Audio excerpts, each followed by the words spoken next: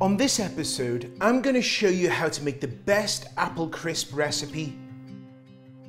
The first thing I did was peel the apples and slice them into 1/2 inch slices. You don't want them too thin, because if they're too thin, they're going to have a tendency to fall apart. So in order to keep their identity, we want them about 1/2 inch thin. I'm going to add 2 tablespoons of unsalted butter to the pan. So I'm just stirring the butter around. Now that it's coated the bottom, I'm going to add the apples. I've also coated the apples in the juice of 1 lemon. That stops them from oxidizing, turning brown. So now what we're going to do is add some sugar, and this is a small amount of sugar compared to what you'll see in other recipes because we're adding the apple juice to it. And then we've got a small amount of cinnamon. And what we're going to do is just stir this around. I'm just coating the apples with the butter. And then we're going to let these cook for about 10 to 15 minutes or until they're tender.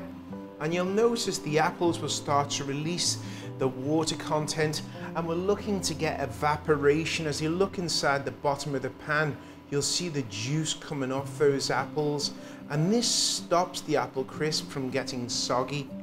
I can see that most of the water has come out of the apples. As I look inside the pan, I can't see any juice on the bottom of the pan.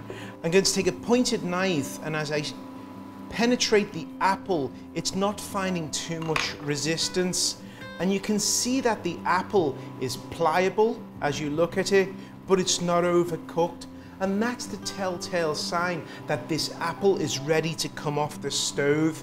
Because we've removed the water from the apple, now we've got this concentrated flavor and perfectly cooked apple. I'm just going to take this off the stove. And what we're going to do now is make this apple caramel sauce. And it's really natural, extremely easy to make. I'm just going to take 4 cups of apple juice and add that to the pan. And we're going to let this reduce down. The water content is going to evaporate.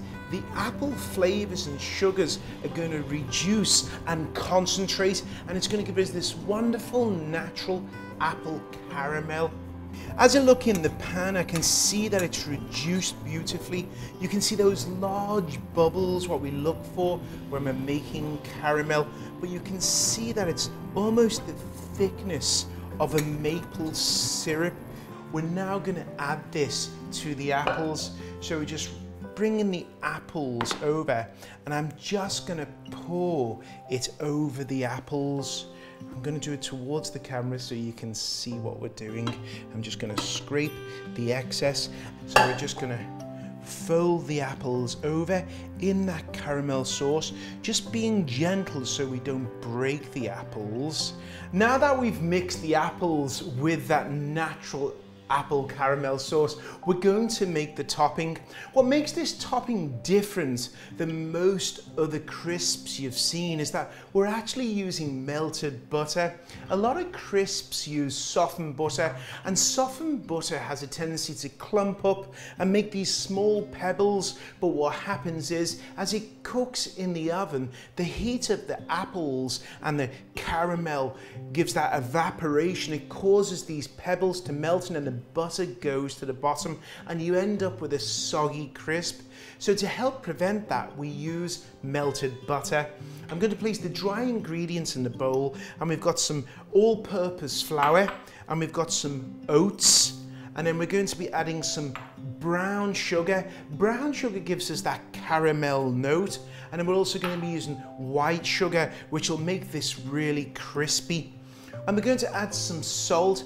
I always like to add a little bit of salt in my desserts. If you've ever had chocolate or caramel with a little bit of salt, it always tastes good to balance it out.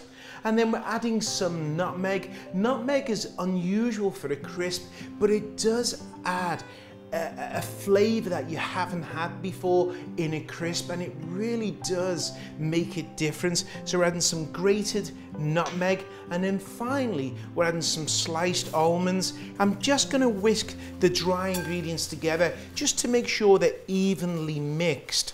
And now we're going to add that melted butter. and then we're just going to stir this together, bringing it all together.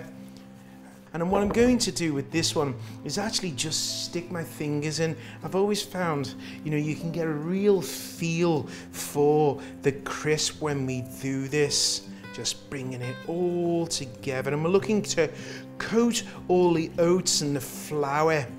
So now that we've got the crisp ready, we're going to bring the pan back over, and then we're going to start to add it. And we're cooking this in this 12-inch skillet. Feel free at home if you want to add it to a Pyrex dish or an oven-safe dish, you can.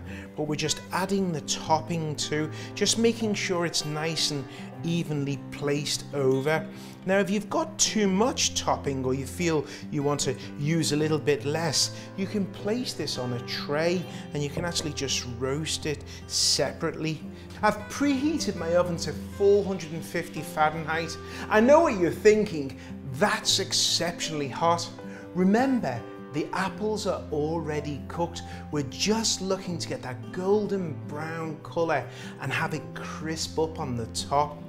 To help protect the apples, what we're going to do is place an oven tray underneath the pan.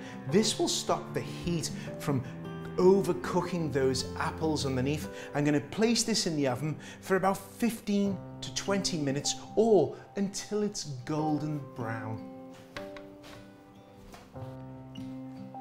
As you can see, it's got this beautiful golden crust on the top. As you look, you can see the almonds are perfectly cooked. The hardest part of this recipe is having to wait about 10 minutes before we serve this. When it comes to serving it, I like to serve it with some whipped cream or ice cream. There you have it, the perfect apple crisp.